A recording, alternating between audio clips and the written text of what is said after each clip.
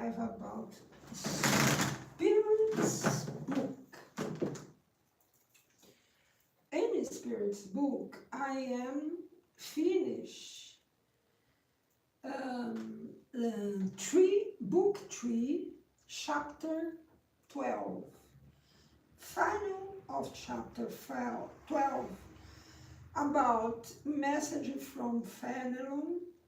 Have a note by Kardec that was talking about moral perfection and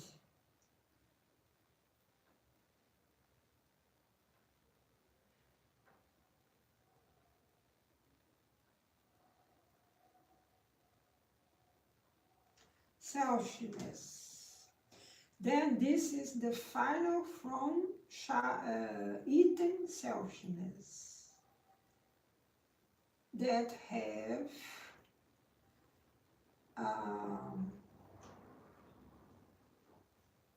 have a note from Kardec. Laudable efforts have doubtlessly been made to help humankind advance. Good sentiments are encouraged, stimulated, and honored today more than at any other time, and yet the devouring worm of selfishness continues to be the scourge of society.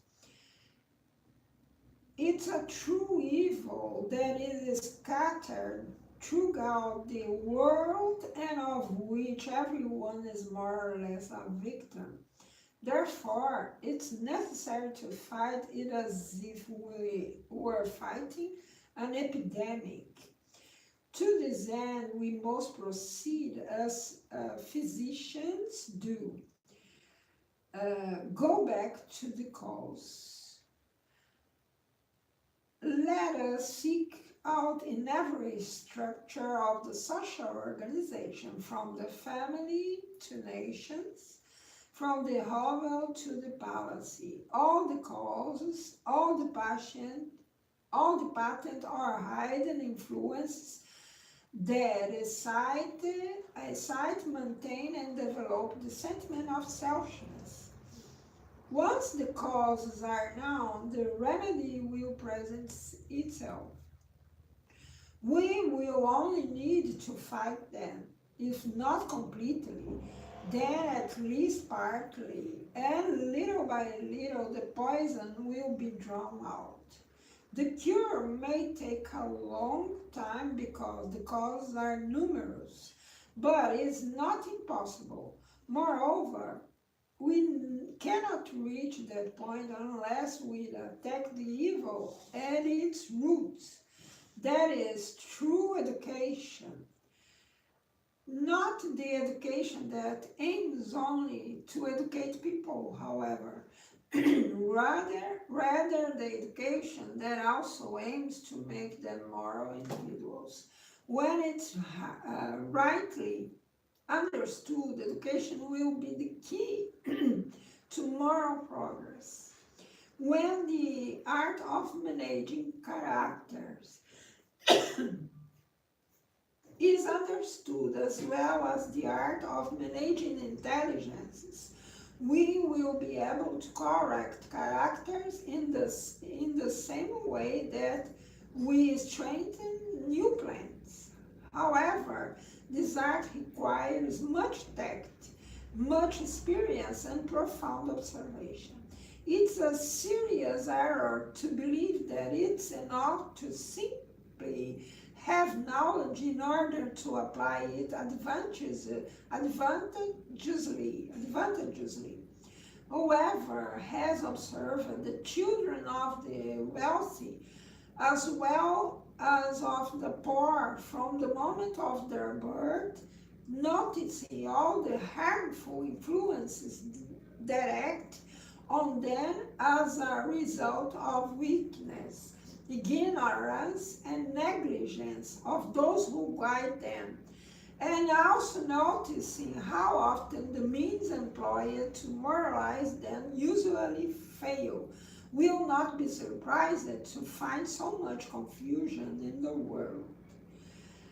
Let efforts be made toward morality as much as toward intelligence, and we will see that if there are obstinate natures that are also in a greater number than you might think, those who require only good cultivations in order to yield good fruit. People want to be content, and this sentiment, it's their very nature. That is why they work without ceasing to improve their situation on earth and to seek out the causes of their ills in order to cure them. When they rightly understand that selfishness is one of those causes, that it engenders the pride, ambition, cupidity, envy, hatred, and jealousy, of which they are at every moment the victim, that is, brings trouble into all social relations, provokes dissension, and destroys trust, obligating them to constantly maintain a defensive attitude towards their neighbor. That is, engenders a sentiment that converts friend into foe. Then they will also understand that this vice is incompatible with their own happiness. We would add that is incompatible with their own safety as well. Thus, the more they suffer as a result of it, the more they will feel the need to fight it as they would a plague, harmful animals, and all other scourgers. They will be compelled to do so out of their own self-interest.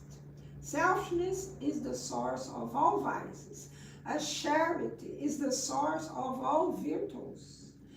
Destroying the former and developing the latter should be the aim of all people's efforts if they wish to ensure their happiness in this world as well as in the future. Another thing that I read in Portuguese, the characteristics of a moral person.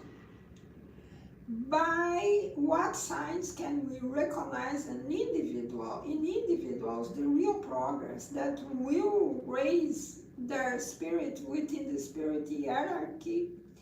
The spirit proves in progress when all the actions of its corporeal life consist in practicing the law of God, and when it understands the spiritual life beforehand.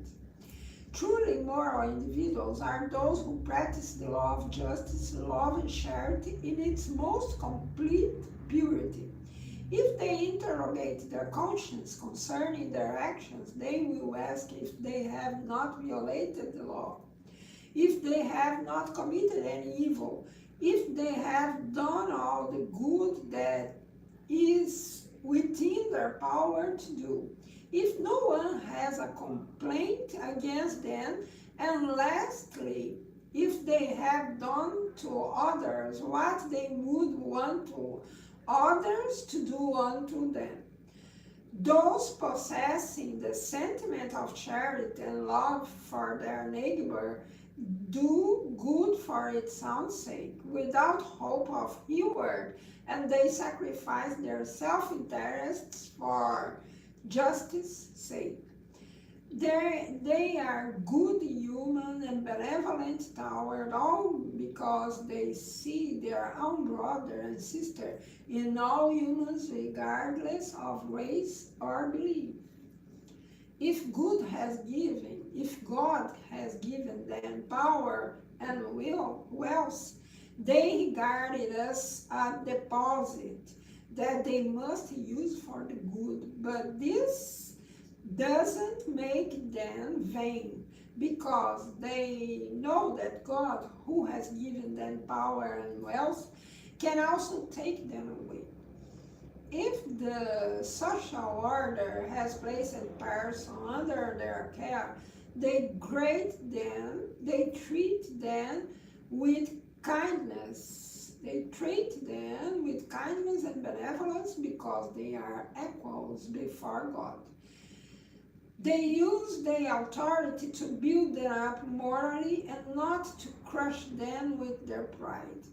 They are tolerant of the weaknesses of others, for they know that they themselves need tolerance, and they remember the words of Christ. Let him that is without sin cast the first stone. This represents that God will judge, but God will in our hands the choose. Construct will attract construct. Destruct will attract destruction. No one can go out of this law, the law of cause and effect in our conscience, believing or not in this. They are not vindictive. Following Jesus' example, they forgive offenses and only remember benefits because they know that they will be forgiven as they have forgiven. Finally, they respect in others all the rights that the laws of nature have granted them, as they would desire their own to be respected. And is this what I must read today? And believe me, the law of cause and effect is perfect. It don't pass by the centuries, no. This inside of us, and no way to go out of receive destruction is practicing charity and construction. But charity and construction in your life, you start to erase your neither or your past. All of us have a past from animality, because this Jesus said, no one will jump a stone on you, because all people have his problems, their problems. But we, with our conscience, to neutralize bad things from the past, it must start to make charity to others and cultivating mind. Contrary pensament, contrary thoughts from destruction. Make this. When I changed my mind, I got constructed a house alone, only with money and a person to construct. And after change my mind, I don't have this courage. All things start in our mind. Construction, you receive construction. Construct destruction, you will receive destruction. Until the next, thank you for your presence.